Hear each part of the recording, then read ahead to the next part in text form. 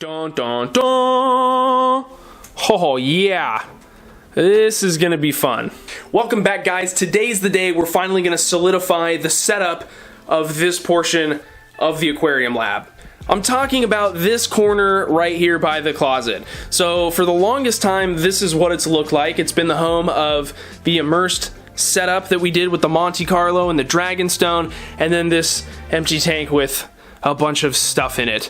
So the only other thing that's different about this spot is that I've had Jeff over here for a few days, guys. I am watching him. I'm babysitting Jeff for a few days. Let's see if we can get a focus in here on Jeff. There we go. Hey Jeff. Everybody missed you, I think. He's doing really nice in this 2.5 gallon tank. He lost his other Jordan, so we're trying to deal with that. No luck on finding it yet. But Jeff's been hanging out here in this 2.5 gallon tank for a couple of days, and I'm just watching him for another week while his mom is away. And so the tank, you know, very minimal setup. We got some black gravel, some Marimo moss balls for him to lay on, and also provide a little bit of filtration. And we also have some red root floaters up here on the top. You can see I've been feeding him bloodworms, some frozen ones, and that's why we have a little bit of an oil slick there up on the top of the water. But, you know, I've just been changing the water, doing about a 50% water change every few days, and Jeff is just at home in this little tank. Not the best setup. You know, we would like to have a little, like an Azu hang-on back filter up here if it was a long-term setup, and we would like to, you know, of course, plant the tank and make it a little bit better for him, but it's just temporary. Jeff is doing just fine, hanging out down here. Such an awesome fish. I need to get some bettas in my life. But anyway, guys, we are going to be fixing up this area, and I think you probably already saw what is going to fill up this corner. So this is kind of a weird pick. This is a cabinet that I got from Home Depot. It measures 3 feet across, and it's 2 feet deep. And then, of course, we have a lot of space in here. These open up, and they are it's empty inside. We'll see that later, and this slides out. It's just a drawer, so we get a lot of functionality out of this. I didn't want to make another stand because, as you can tell, in this room I've already kind of just been lazy, and I haven't put the fronts on the stands in here, and I don't know, I got tired of having to do all the work to get these things going, and so I know that's like a really bad excuse. This was kind of the fix for that. We can paint this, of course, if we wanted to. And I think it's just gonna make a really good stand. It was only $100. So if you compare that to a stand for like a 40 breeder, then I thought it was a pretty good deal. It's already built. I don't have to do anything. You know, painting is the only thing I have to do if I want to, but I'm not even gonna do that right off the bat. Now, it isn't the perfect set of dimensions for what I'm gonna be doing here, but I basically had a choice to make. Either I wanted a 2 foot wide one or a 1 foot wide one.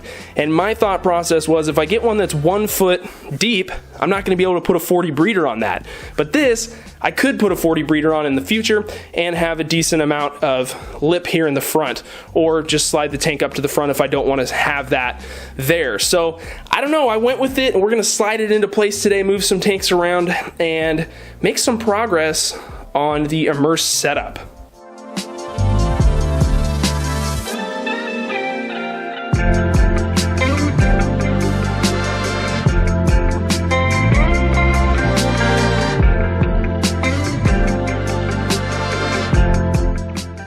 Okay, this is like the worst stuff to get on carpet. Good God, fluval stratum. Got a hole in here somewhere. Jeez. Yeah, no kidding.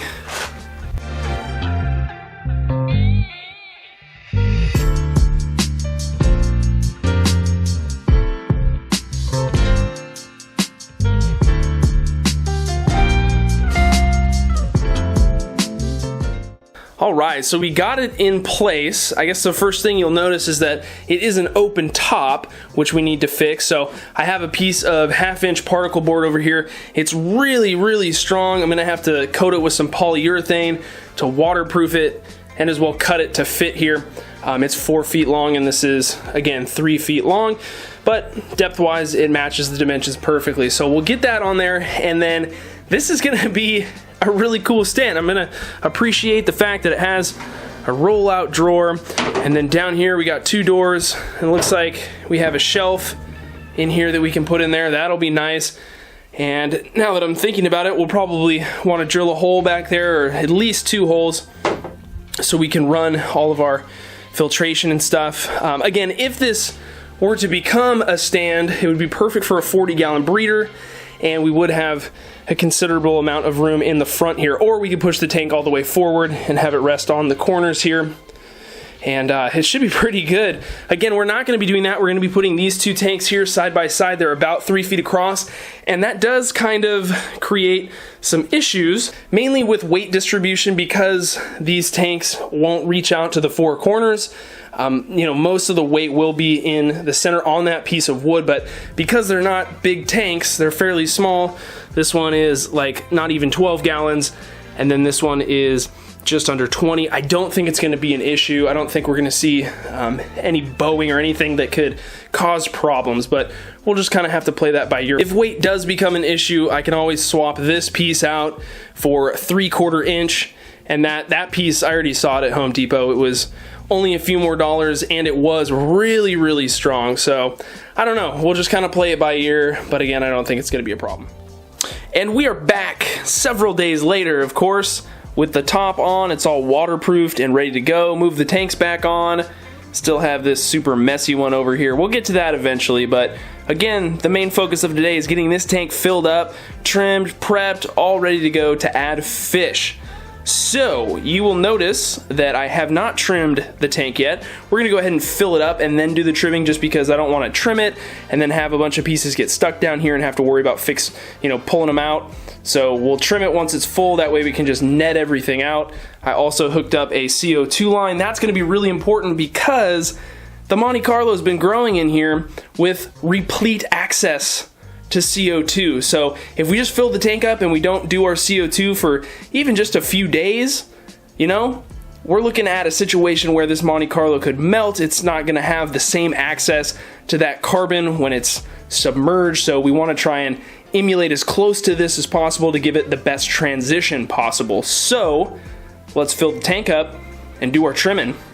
There's a lot of organics that you'll notice up on the top of the water. That's coming off of the rock as we fill it. So what we'll do is we'll just, swish this around, drain and fill it a couple times, and try and wash most of that out. And then we'll slap a filter on here, of course, and that'll help take some of that stuff out, trap it in the filter over the next day or 2.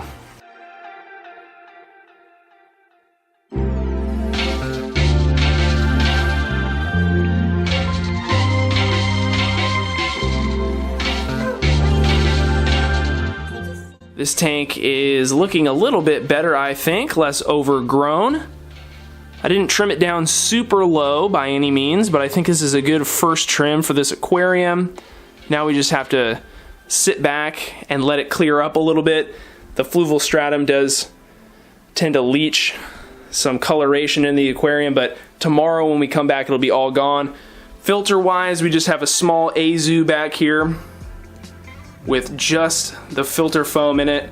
I'm gonna filter this tank kind of light, I think. It's not gonna have a ton of fish in it, but I do know exactly what we're gonna put into this tank. I think it's really gonna be awesome. The fish are gonna stand out, they're really gonna pop. It's gonna be a fun tank to watch. Coming back to the tank 3 days later, look at how clear this thing is. Everything's looking really good. The Monte Carlo is doing well. It definitely hasn't melted, that's for sure. We got the mini Jordan up here on the filter. It actually helps to muffle some of the vibration, which is kind of funny. But hey guys, this tank is looking really good. I've started the cycling process, so we're gonna be adding fish to it. Hopefully in, just the next week or so. We seeded it with a little bit of established media. And you can see we have a nice little ripple here on the top that's helping to prevent any kind of surface film. Our CO2 is running fairly quickly, but I think that's going to be sufficient. Now, the question is lighting. Monte Carlo doesn't need a super highlight scenario, but what I'm thinking of doing, okay, is running an LED, a 36-inch LED across both of the tops of these tanks to light both of them.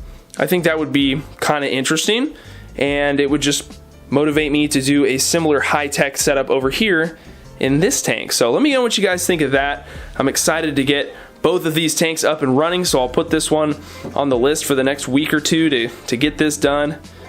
We got the shark up here. Everything's kind of coming together in here, and then of course we have the 38, which we still need to get done. So I got a lot of work, but I'm really liking this setup. I'm thinking actually, I mean, if I just got another one of these and put it here, it would fit this tank and it would match. So I don't know. I still have some decisions to make, but you know, I appreciate your input. So let me know what you think I should do with all of this stuff. Okay, there's a lot of questions, I guess, in this video of what we should be doing, but your feedback is really important and I appreciate it. So let me know. Anyway, guys, I think that's going to do it for today's video. Don't forget to subscribe if you're new. Hit the notification bell so you know when I upload the next video. Thank you so much for watching. We will see you next time.